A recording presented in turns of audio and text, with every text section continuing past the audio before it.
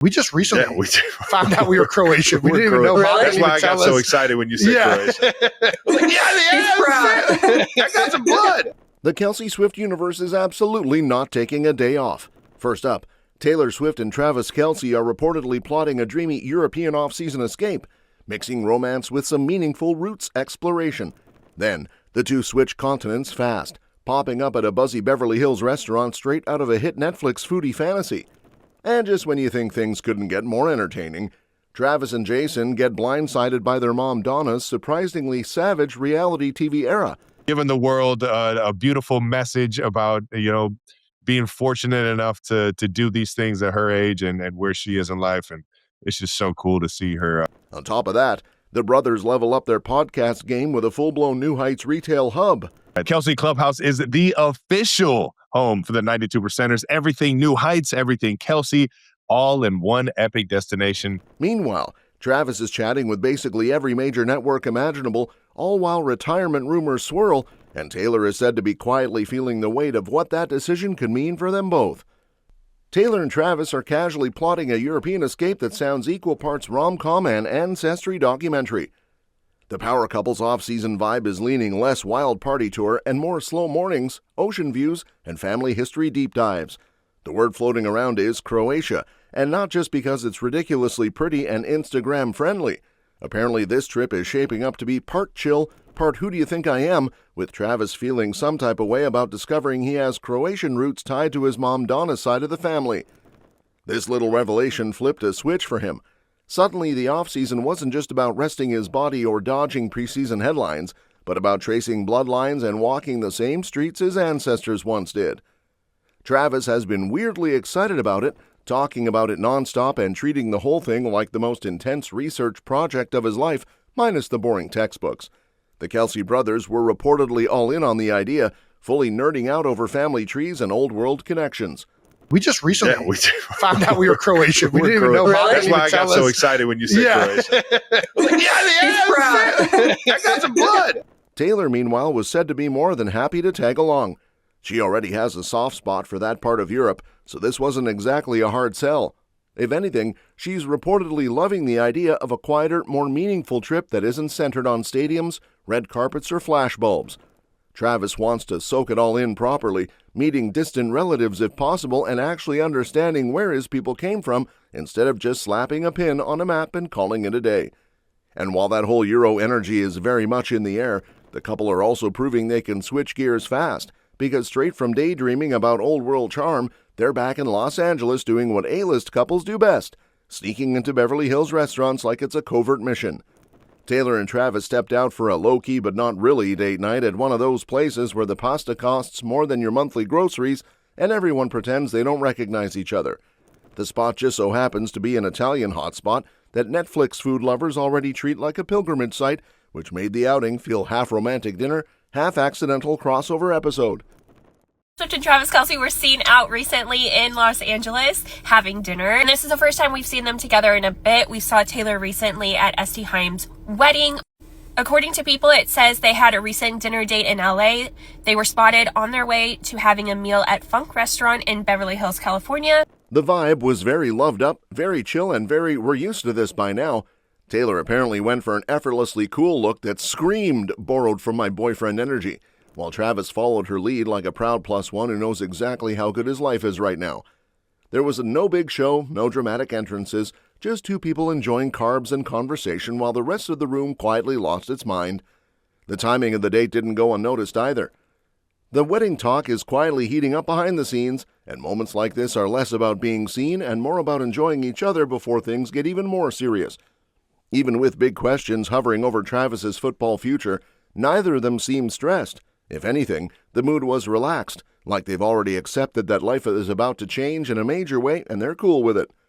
And with that calm, confident energy carrying over, it turns out Travis has been dealing with another major plot twist closer to home, because while he was busy living his best life, his mom Donna was secretly running mind games on reality TV. Both Travis and Jason were genuinely caught off guard by how absolutely savage Donna turned out to be on her season of The Traitors. Apparently, neither of them expected their sweet, wholesome mom to walk into a Scottish castle and choose chaos with a smile. The brothers watched the show with equal parts pride and mild fear, realizing in real time that Donna had layers. Jason reportedly joked that he had never seen his mom be that sneaky, calculating, or diabolical, and Travis apparently couldn't stop hyping her up for standing her ground and clearly having the time of her life. She killed it.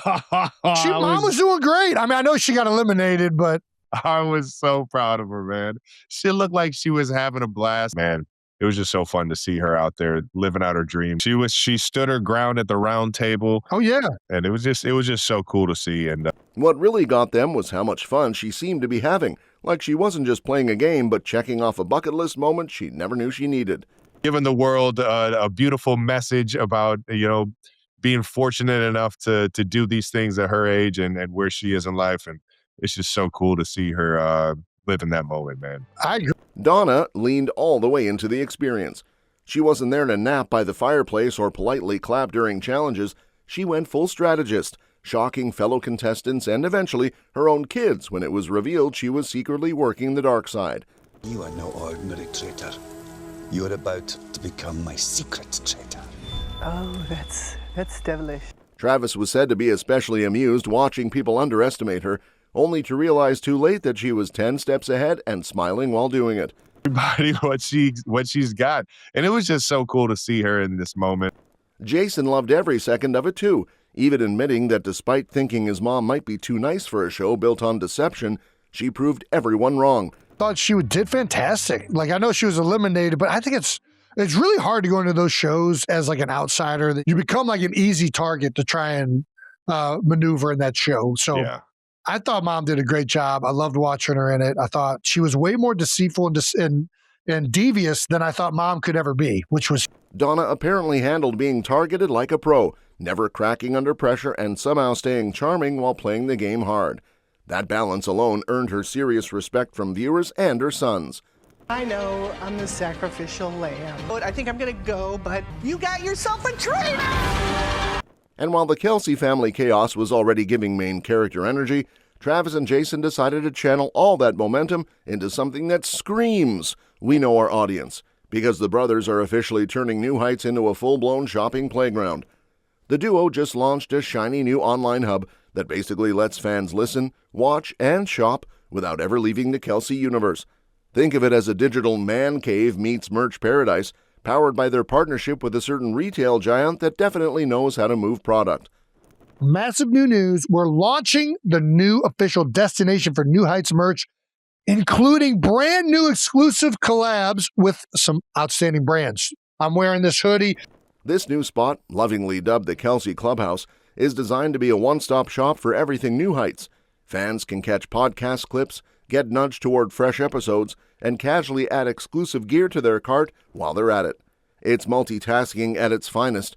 Apparently, the brothers were very intentional about teaming up with brands they actually vibe with, rolling out apparel collaborations and podcast-branded merch that feels less random cash grab and more, yeah, I'd actually wear that. Kelce Clubhouse is the official home for the 92%ers. Everything New Heights, everything Kelce, all in one epic destination. The real flex here is how seamlessly everything connects. Watching the podcast on Prime Video?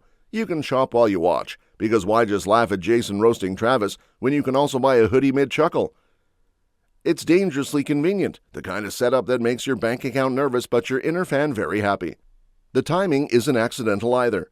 People close to the project say Amazon has been leaning hard into creator-led podcasts, and the Kelce brothers are basically the poster boys for that strategy.